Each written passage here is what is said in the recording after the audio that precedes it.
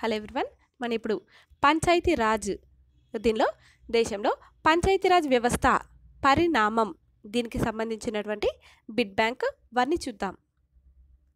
భారత రాజ్యాంగంలోని ఏ అధికరణం గ్రామ పంచాయతీల ఏర్పాటు గురించి పేర్కొంటుంది?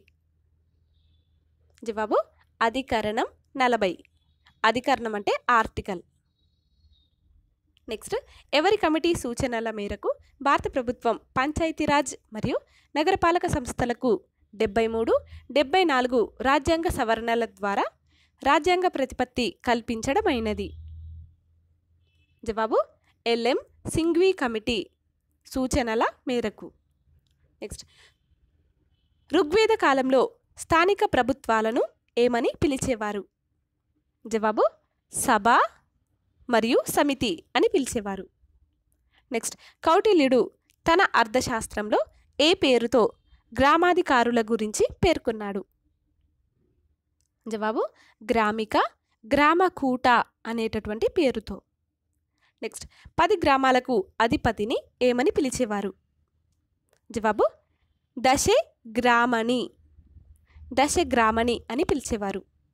నెక్స్ట్, మెగస్తనీస్ తన గ్రంథం ఇండికాలో ఏ నగరంలోని మున్సిపల్ ప్రభుత్వం గురించి వివరించాడు?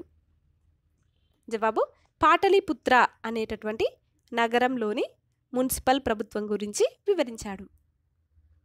నెక్స్ట్, చోళులకు సంబంధించినటువంటి మొదటి పరాంతక వేయించిన ఏ శాసనం స్థానిక స్వపరిపాలనకు సంబంధించినటువంటి విషయాలను వెల్లడిస్తుంది?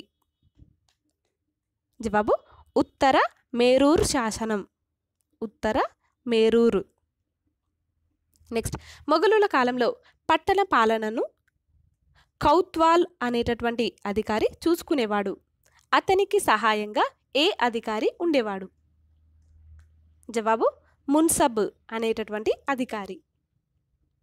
నెక్స్ట్, 2వ జేమ్స్ చక్రవర్తి జారీ చేసినటువంటి చార్టర్ ద్వారా పన్నుల వసూలు కోసం మద్రాస్ మున్సిపల్ కార్పొరేషన్ను ఈస్ట్ ఇండియా కంపెనీ ఎప్పుడు స్థాపించింది? జవాబు 1687వ సంవత్సరంలో. నెక్స్ట్, పన్ను విధింపును ప్రజలు వ్యతిరేకించడంతో కార్పొరేషన్ స్థానంలో మేయర్ కోర్టులను ఎప్పుడు ఏర్పాటు చేశారు?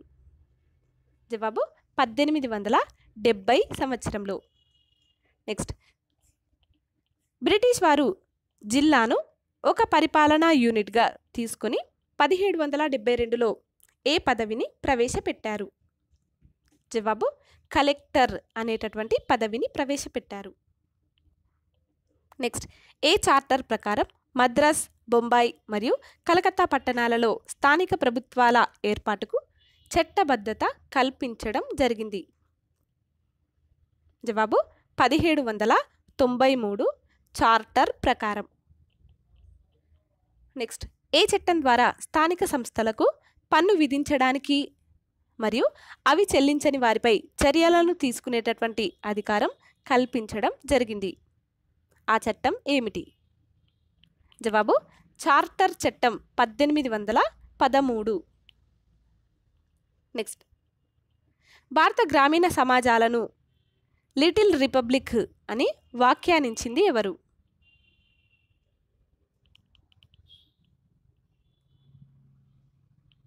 జవాబు చార్లెస్ మెట్కాఫ్. నెక్స్ట్, ఆర్థిక వికేంద్రీకరణ తీర్మానంగా పేరెన్నికగన్నటువంటి ఒక తీర్మానం దీని ద్వారా భారతదేశంలో మొదటిసారిగా స్థానిక ప్రభుత్వాలను ప్రవేశపెట్టింది ఎవరు? జవాబు లార్డ్ మేయో. నెక్స్ట్, భారతదేశంలో స్థానిక ప్రభుత్వాల ఏర్పాటు మరియు వికాసాలకు మాగ్నా కార్టాగా వర్ణించబడింది ఏది? జవాబు 1882లో లార్డ్ రిప్పన్ తీర్మానం. నెక్స్ట్, భారతదేశంలో స్థానిక ప్రభుత్వాల పనితీరును మరియు అవి విజయవంతం కాకపోవడానికి సమీక్షించడానికి 1907 సంవత్సరంలో ఎవరి అధ్యక్షతన రాయల్ వికేంద్రీకరణ సంఘం ఏర్పడింది? జవాబు సర్ చార్లెస్ హబ్-హౌజ్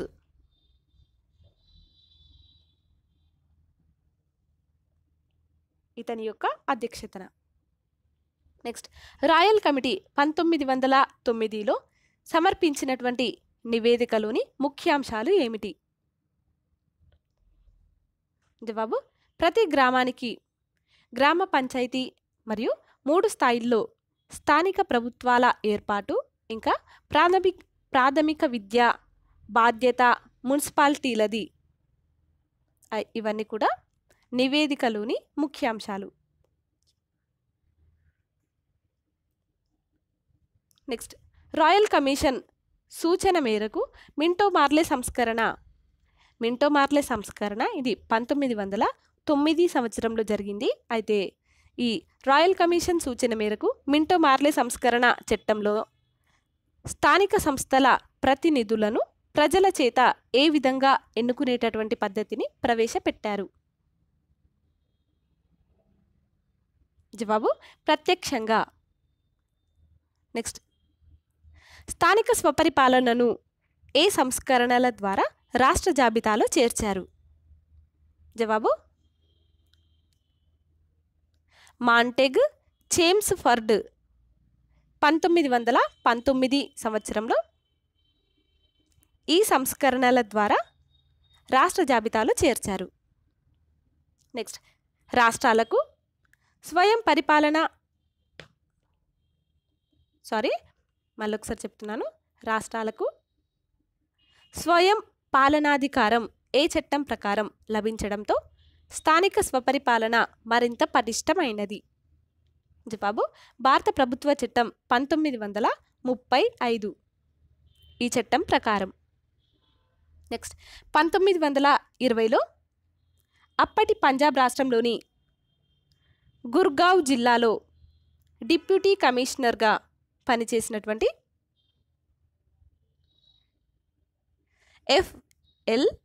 ఎఫ్ఎల్ బేయన్ గ్రామీణాభివృద్ధి ఉద్యమాన్ని ప్రారంభించాడు. అయితే గుర్గావ్ ముఖ్య లక్షణాలు ఏమిటి?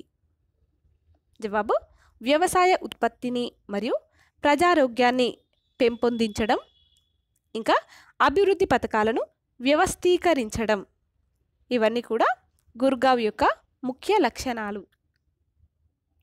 నెక్స్ట్, 1921లో ఆత్మగౌరవంతో స్వయం సమృద్ధిని సాధించడం అనేటటువంటి ప్రయోగాన్ని ప్రారంభించింది ఎవరు? జవాబు, రవీంద్రనాథ్ ఠాగూర్. నెక్స్ట్, బరోడా ప్రయోగాన్ని చేసినటువంటి వారు ఎవరు? జవాబు, విటి కృష్ణమాచారి.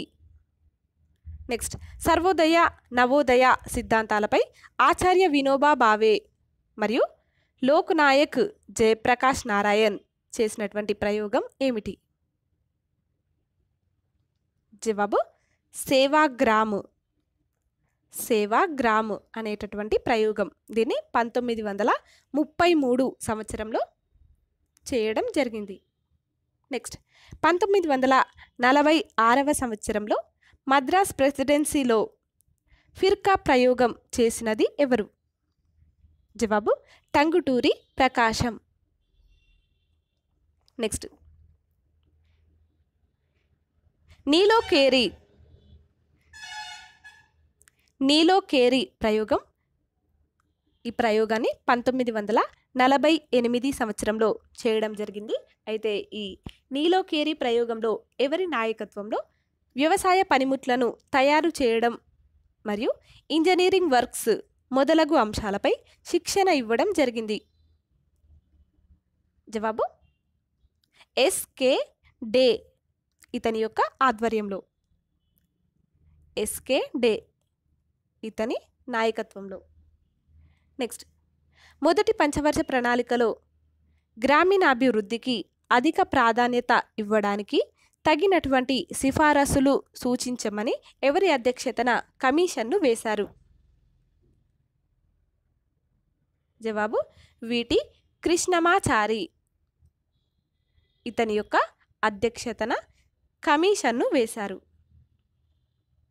నెక్స్ట్, కృష్ణమాచారి సూచనల మేరకు సమాజ అభివృద్ధి కార్యక్రమం అంటే కమ్యూనిటీ డెవలప్మెంట్ ప్రోగ్రామ్. సమాజ అభివృద్ధి కార్యక్రమం అంటే కమ్యూనిటీ డెవలప్మెంట్ ప్రోగ్రామ్. ఇది ఏ సంవత్సరంలో ప్రారంభించారు? జవాబు 2వ తేదీ అక్టోబర్ నెల 1952 సంవత్సరంలో. నెక్స్ట్, సమాజాభివృద్ధి కార్యక్రమానికి ఆర్థిక సహకారం అందించింది ఎవరు? జవాబు ఫోర్డ్ ఫౌండేషన్. నెక్స్ట్, సమాజాభివృద్ధి కార్యక్రమం ముఖ్య లక్ష్యాలు ఏమిటి? జవాబు సాంప్రదాయ జీవనం నుండి ప్రగతిపూర్వక జీవనానికి మార్చటం మరియు గ్రామీణ సమస్యల పరిష్కారం, ఇంకా కేంద్ర ప్రభుత్వమే నిధులు సమకూర్చడం, ఇవన్నీ కూడా సమాజాభివృద్ధి కార్యక్రమం యొక్క ముఖ్య లక్ష్యాలు. నెక్స్ట్, సమాజాభివృద్ధి పథకానికి కొనసాగింపుగా దేశంలోని మిగతా ప్రాంతాలలో 2వ తేదీ అక్టోబర్ నెల 1953 సంవత్సరంను ప్రారంభించినటువంటి పథకం ఏమిటి? జవాబు జాతీయ విస్తరణ సేవా కార్యక్రమం. జాతీయ విస్తరణ సేవా కార్యక్రమం. నెక్స్ట్ క్వశ్చన్, సమాజాభివృద్ధి పథకాన్ని ముందుగా 3 సంవత్సరాల కాలానికి రూపొందించగా జాతీయ విస్తరణ పథకాన్ని ఏ ప్రాతిపదికపై ప్రారంభించారు? జవాబు శాశ్వత ప్రాతిపదికపై ప్రారంభించారు. నెక్స్ట్, సమాజాభివృద్ధి పథకాన్ని నిశ్శబ్ద విప్లవంగా అభివర్ణించింది ఎవరు? జవాబు జేఎల్ నెహ్రూ. నెక్స్ట్, ఈ పథకం గురించి నిశిక్షితులైన తోటమాలి నిర్వహించే చక్కటి ఉద్యానవనం అని వ్యాఖ్యానించింది ఎవరు? జవాబు ఎస్కే డే. నెక్స్ట్, దేశంలో పంచాయతీరాజ్ సంస్థలను ప్రవేశపెట్టినటువంటి మొదటి రాష్ట్రం ఏమిటి? జవాబు రాజస్థాన్. నాగోర్ జిల్లా సికార్లో. నెక్స్ట్, ఉమ్మడి ఆంధ్రప్రదేశ్ పంచాయతీరాజ్ వ్యవస్థను 1959లో అప్పటి ముఖ్యమంత్రి నీలం సంజీవరెడ్డి ఎక్కడ ప్రారంభించారు? జవాబు షాద్ నగర్, మహబూబ్ నగర్ జిల్లా. నెక్స్ట్ క్వశ్చన్, సీమాంధ్ర ప్రాంతంలో మొదటగా ఏ జిల్లాలో పంచాయతీ వ్యవస్థను ఏర్పాటు చేశారు? జవాబు శ్రీకాకుళం జిల్లాలో. నెక్స్ట్, 1959 సంవత్సరంలో ఉమ్మడి ఆంధ్రప్రదేశ్లో స్థానిక స్వపరిపాలనా సంస్థలను ఏర్పాటు చేసినప్పటికీ ఎన్నికలు మాత్రం ఏ సంవత్సరంలో నిర్వహించారు? జవాబు 1964 సంవత్సరంలో. నెక్స్ట్, బల్వంత్ రాయ్ మెహతా కమిటీ సిఫారసులు ఏమిటి? జవాబు ఎన్నికలు పార్టీ ప్రాతిపదికపై కాకుండా స్వతంత్ర ప్రాతిపదికన జరపాలి, 3 అంచెల పంచాయతీరాజ్ వ్యవస్థ ఏర్పాటు మరియు 5 సంవత్సరాలకు ఒకసారి నియమబద్ధంగా ఎన్నికల నిర్వహణ, ఇవన్నీ కూడా బల్వంత్ రాయ్ మెహతా కమిటీ సిఫారసులు. Next question, Balwant Rai Mehta committee సిఫారసుల ప్రకారం ఏర్పాటు చేసినటువంటి పంచాయతీరాజ్ సంస్థలు అనుకున్నటువంటి లక్ష్యాన్ని సాధించలేకపోవడంతో వాటి పనితీరును సమీక్షించడానికి, పంచాయతీరాజ్ వ్యవస్థను సమగ్రంగా పరిశీలించడానికి 1977 సంవత్సరంలో ఏర్పాటు చేసినటువంటి కమిటీ ఏమిటి?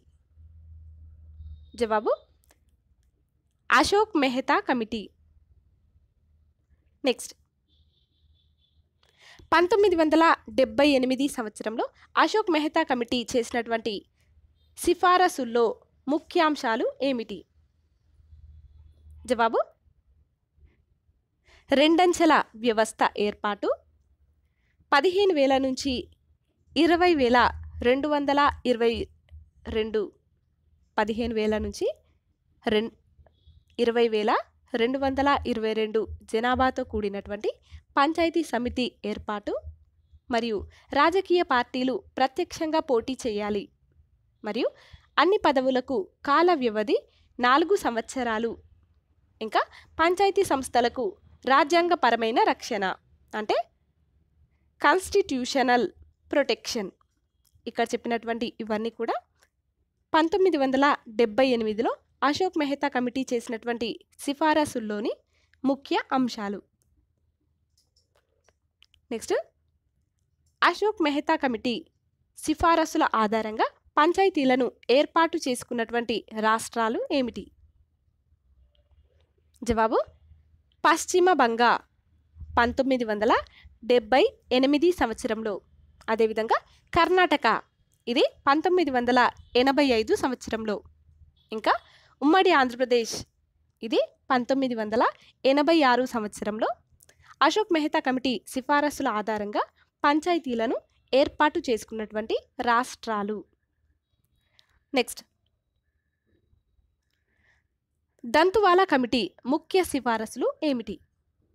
జవాబు సర్పంచ్ను ప్రత్యక్ష పద్ధతిలో ఎన్నుకోవాలి, మధ్య వ్యవస్థకు ప్రాధాన్యత ఇవ్వాలి మరియు జిల్లా ప్రణాళికలో కలెక్టర్ యొక్క ప్రధాన పాత్ర పోషించాలి. ఇంకా బ్లాక్ను ఒక యూనిట్గా తీసుకొని ప్రణాళికలు రూపొందించాలి. ఇవన్నీ కూడా దంతువాలా కమిటీ ముఖ్య సిఫారసులు. నెక్స్ట్,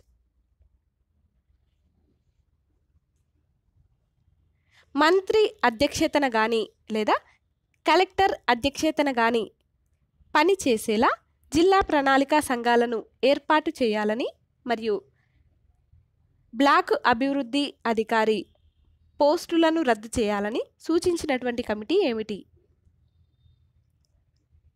జవాబు సిహెచ్ హనుమంతరావు కమిటీ. ఇది 1984 సంవత్సరంలో ఈ కమిటీ అనేటటువంటిది నియమించడం జరిగింది. నెక్స్ట్, ప్రణాళికా సంఘం 1985 సంవత్సరంలో గ్రామీణాభివృద్ధి, పేదరిక నిర్మూలన, పరిపాలన ఏర్పాట్లు అనేటటువంటి అంశాన్ని పరిశీలించడానికి ఎవరి అధ్యక్షతన కమిటీని ఏర్పరచింది? జవాబు జీవీకే రావు ఇతని యొక్క అధ్యక్షతన కమిటీని ఏర్పరిచింది. ఫ్రెండ్స్, మీకు మా వీడియోస్ కనుక నచ్చినట్లయితే లైక్ చేయండి, అలాగే మీ ఫ్రెండ్స్కి షేర్ చేయండి. అలాగే మీ అభిప్రాయాలను మరియు విలువైనటువంటి సూచనలను మాకు కామెంట్ల రూపంలో తెలియజేయండి. అలాగే మా ఛానల్ని సబ్స్క్రైబ్ చేసుకోండి. Thanks for watching. Please like and share and subscribe.